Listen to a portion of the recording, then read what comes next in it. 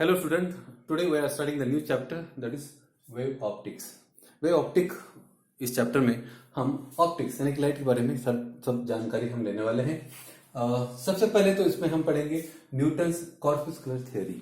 Okay, ये topic start ही होता है न्यूटन्स कॉर्पस्कुलर थ्योरी, यानी कि Newton was the first scientist जिन्होंने ये जो थ्योरी रखी थी लाइट के बारे में। इसके पहले के चैप्टर में हमने देखा था कि लाइट का जो ड्यूअल नेचर है, यानी हमने देखा था कि फोटो इलेक्ट्रिक इफेक्ट में we consider light as a particle, यानी वो जो पार्टिकल जब कोई मेटल सरफेस पे गिरते हैं तो हम देखा work function and then there is emission of electron, photo electron, and that photo electron के कारण हमको फोटो इलेक्ट्रिक इफेक्ट मिला था। तो लाइट का एक नेचर है कि पार्टिकल नेचर है, तो वो हमने स्टडी किया है। और interference and diffraction of light में हम लाइट को एज अ वेव कंसिडर करते हैं, यानी it's very interesting and debating topic that light has the dual nature. आज तक तो ये माना गया कि light has the dual nature, that is the particle nature of the light and the wave nature of light. लेकिन आज की जो टॉपिक है इसमें हम देखने वाले हैं कि लाइट के बारे में कैसे कैसी पहले कहानियां नहीं कर सकते, थ्योरीज रखी गई थी। सबसे पहले जो थ्योरी रखी गई थी वो न्यूटन साहब ने रखी थी। उनका कहना ये था कि जहां भी एक लाइट हो तो लाइट क्या है, लाइट का जो सोर्स है वहां से एक कॉर्पस्कुलर यानी कि छोटे छोटे पार्टिकल बंडल निकलते हैं, and that bundles are they move in the straight line. और उन्होंने कहा था कि ये जो लाइट है it is in form of corpus मतलब एक छोटे बंडल, छोटे पार्टिकल्स। और उनका ये कहना था कि जहां भी लाइट जल रहा हो, ओके, तो वहां से ये पार्टिकल निकलते हैं और वो पार्टिकल स्ट्रेट लाइन में ट्रैवल करते हैं। और वो पार्टिकल कैसे हैं? वो पार्टिकल है इलास्टिक है, रिजिड है और वेटलेस है। वो पार्टिकल वेटलेस है। और उसके बाद में उन्होंने कहा था कि these are the tiny particles which travels in the straight line. They are elastic, rigid and weightless. Then we feel that particle, यानी कि वो सोर्स से जो भी पार्टिकल निकलेंगे, कॉर्पस से निकलेंगे, वो जब अपने रेटिना को हिट होंगे तब हमें उसका एहसास होता है कि ये लाइट है करके। यानी कि हमें रोशनी का एहसास तब होगा जब वो कॉर्पस्कुलर जो निकलेंगे और हमारा रेटिना पे हिट होंगे, रेटिना पे इसको टच करेंगे, उसके बाद में हमको उस लाइट का एहसास होगा कि लाइट है करके। ये मैं नहीं कर रहा हूं, ये न्यूटन साहब कर रहे हैं।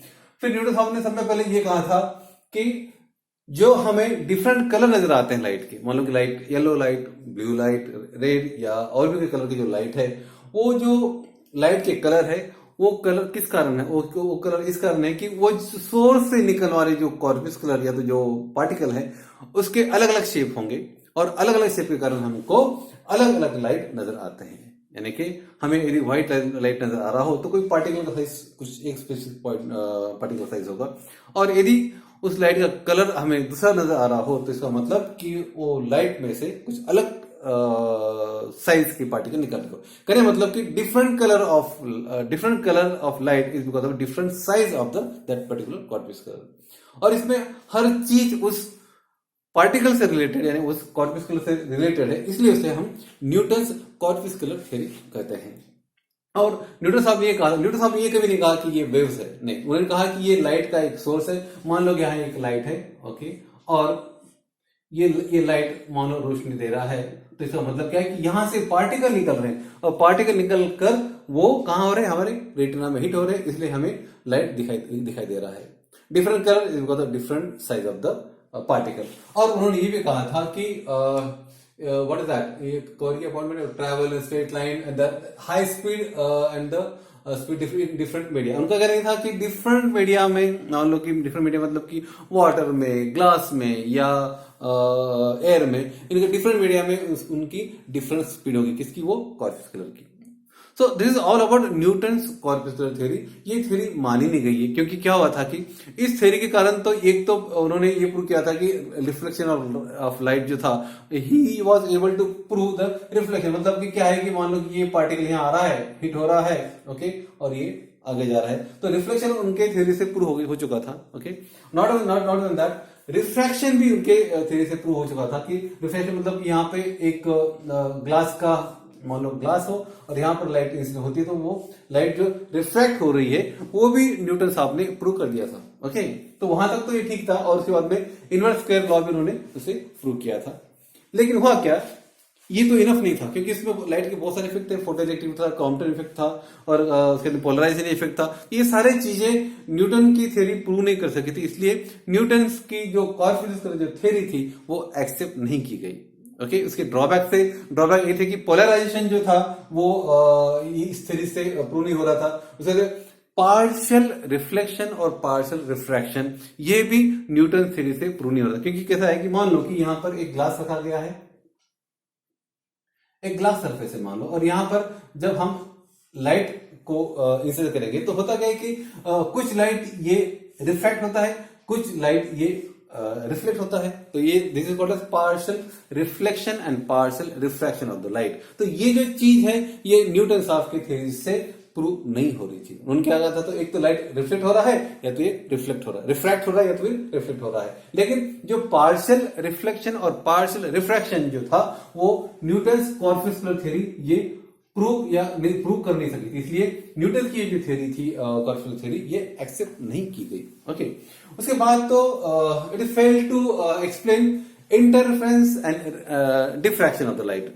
अब आपको पता है कि interference and diffraction of the light जो है ये जो दो जो फिनोमेना है, इंटरफेरेंस एंड डिफ्रैक्शन लाइट, इसके लिए तो हमको लाइट को एज अ वेव कंसिडर करना पड़ता है। ओके, जबकि न्यूटन साहब कह रहे थे वो तो पार्टिकल है, इसलिए ये चीज भी न्यूटन साइंटिस्ट के जो कॉन्सेप्ट थ्योरी है उससे प्रूव नहीं की गई। और सब में इंटरेस्टिंग बात ये थी कि मान लो ये लाइट का सोर्स है, मान लो ये लाइट का सोर्स है, और यहां से मान लो ये पार्टिकल निकल रहे हैं, यहां से मान लो ये पार्टिकल्स यानी कॉर्पोरेशन निकल रहे हैं। ओके, तो जब ये यहां से पार्टिकल निकल रहे हैं तो ये जो सोर्स है, ये जो सोर्स है इसका तो मास कम होना चाहिए, इसका मास तो कम होना चाहिए।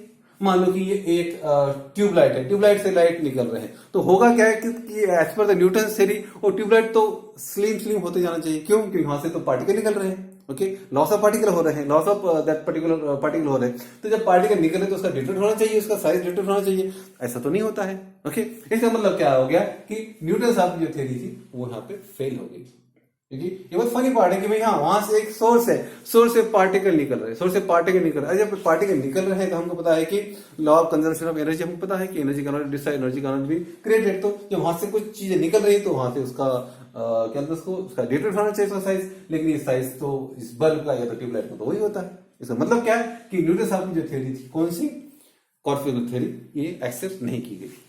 और जब अब ये थ्योरी एक्सेप्ट नहीं की गई तो उसके बाद में इन ईयर 1678 में डच साइंटिस्ट हाइजन ने अपना, कोई हाइजन बोलता है, तो हाइजन ने अपना एक वेव थ्योरी पुट की। ओके, उस वेव थ्योरी में ये बताया गया उन्होंने कि ये जो लाइट है, it is a longitudinal wave.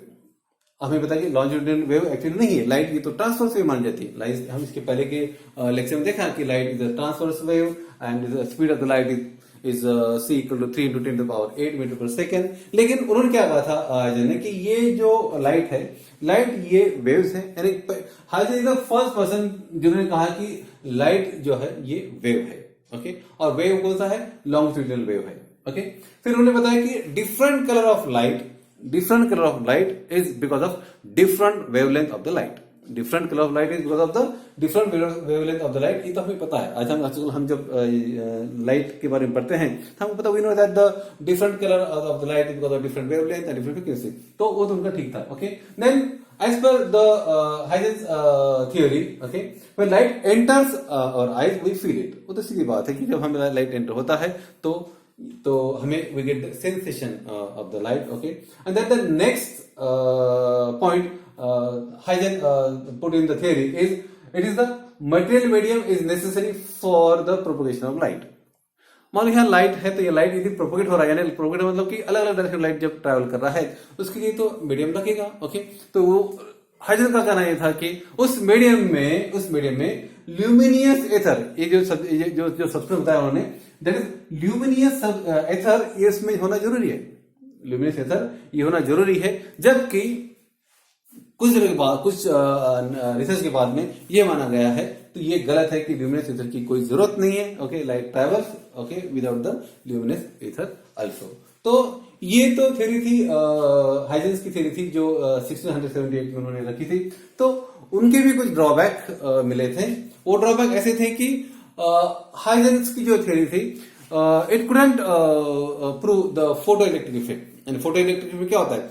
Photo electric में तो लाइट वेव नहीं कंसिडर होता है। फोटो इलेक्ट्रिक में तो लाइट को तो हम पार्टिकल मानते हैं। Okay, and that particle when incidence on the metal surface, वहां से इलेक्ट्रॉन निकलते हैं। तो यदि ये लॉन्गिट्यूडनल वेव है तो फिर फोटो इलेक्ट्रिक कैसा होता होगा?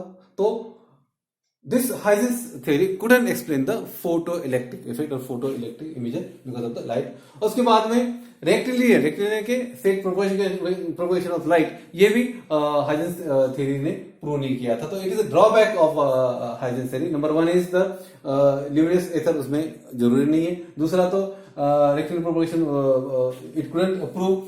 Third is polarization. Polarization is very very important phenomena of light जो हाइजेंस थ्योरी में प्रूव नहीं हुआ था। It was a drawback of Huygens theory. Then Compton effect, उसके बाद में photo electric effect. These are the drawbacks of Huygens theory. Okay, और उसके बाद में फिर बाकी थ्योरी भी रखी गई है जो हम अगले चैप्टर में लेंगे। तो आज हम और एक टॉपिक लेंगे, that is the what is mean by wave front, what is mean by wave normal and what is mean by wave surface. तो मैं फटाफट इसे मिटा देता हूं स्टूडेंट, और मिटाने के बाद में हम शुरू करेंगे। What is meant by wave front and what is meant by wave normal and what is meant by wave surface। okay, तो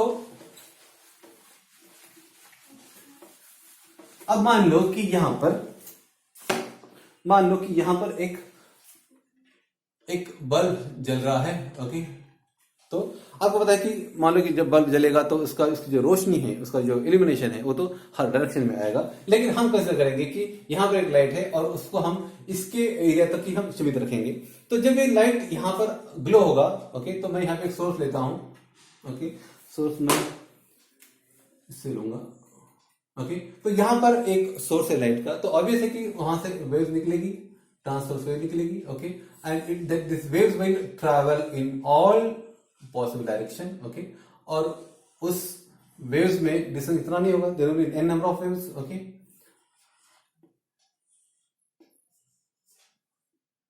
और मैं इसको पॉइंट देता हूं। ओके, इसमें पॉइंट देता हूं।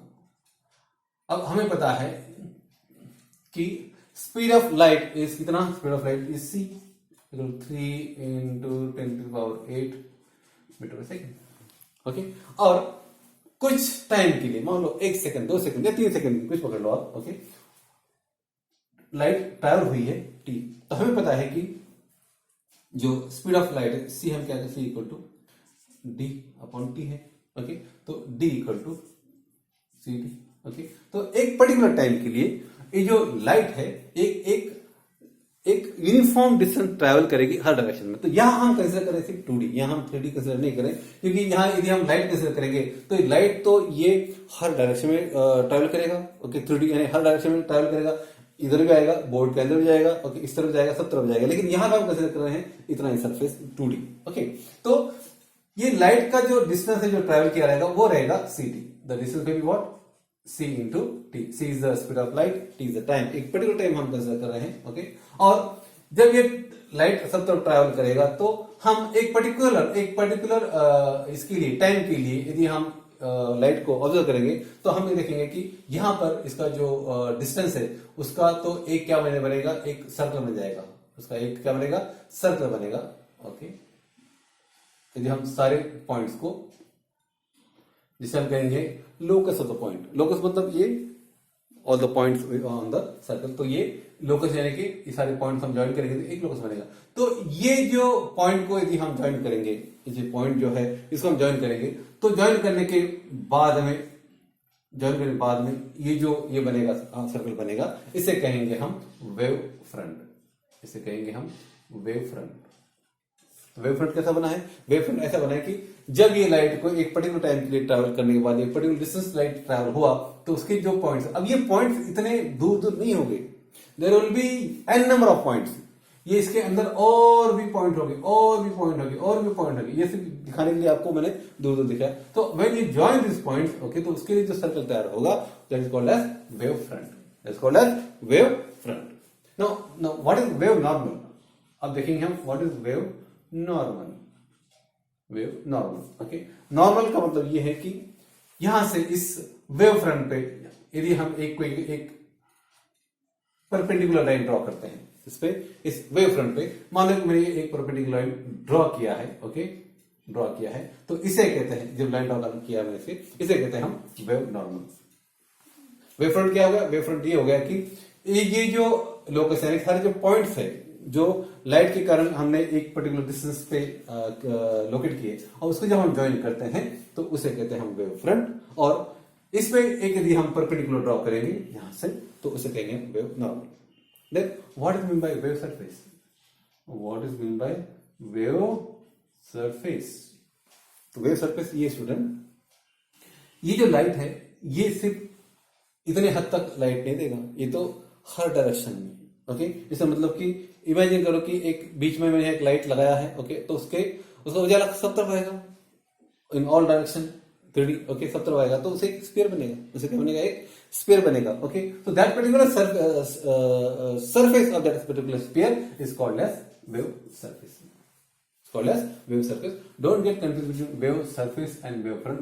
वेव फ्रंट में हम पॉइंट्स की बात करते हैं, जो पॉइंट हम कनेक्ट कर रहे हैं, जो सारे लोकस पॉइंट कनेक्ट कर रहे हैं, उसे वेव फ्रंट बोलते हैं। Wave surface is the complete surface of that particular sphere is called as wave surface. I hope student कि आज जो हमने नया टॉपिक शुरू किया था वेव ऑप्टिक, जिसमें हमने न्यूटन्स कॉर्पस्कुलर थ्योरी देखी, उसके बाद में हाइजेंस थ्योरी देखी। न्यूटन्स की जो थ्योरी थी कॉर्पस्कुलर थ्योरी, उसकी कुछ ड्रॉबैक्स थे, ओके, एंड उसके ड्रॉबैक होने बाद में 1678 में 10 साइंटिस्ट ने, हाइजन ने जो वेव थ्योरी रखी थी, उसके भी हमने कुछ पॉइंट देखे, उसके भी ड्रॉबैक है, ओके, जैसे कॉम्पटन इफेक्ट, फोटोइलेक्ट्रिक इफेक्ट। तो ये जो चीजें हैं ये हाइजन थ्योरी भी प्रूव नहीं कर पाई या एक्सप्लेन नहीं कर पाई, ओके। तो ये तो दो ड्रॉबैक है। इसके आगे हम अगले टॉपिक देखेंगे। मैं यहाँ बता दूं आपको कि आपके सीबीएसई के सिलेबस में काफी सिलेबस इसमें से ओमिटेड यानी कि डिलीटेड है, ओके। तो I let go through the omitted topic, और जो बचा जो सिलेबस है, ओके, वो हमें कवर करना होगा। Actually sorry for the delay in the lectures. पिछले कुछ 5-7 दिन में कुछ lecture because of some health issue I couldn't deliver the lecture और couldn't send you the lecture, sorry for that. लेकिन इसके आगे आपके सारे लेक्चर्स ये रेगुलरली आते रहेंगे। और I am planning to finish off your syllabus well before the 15th of Jan. और 15 जैन के पहले यदि सिलेबस पूरा होता है अपनी 12th सीबीएसई फिजिक्स का, उसके बाद will start the tests and solve so many numericals also. So I hope you understood today's topic enough for today. Next time, next lecture. Thank you.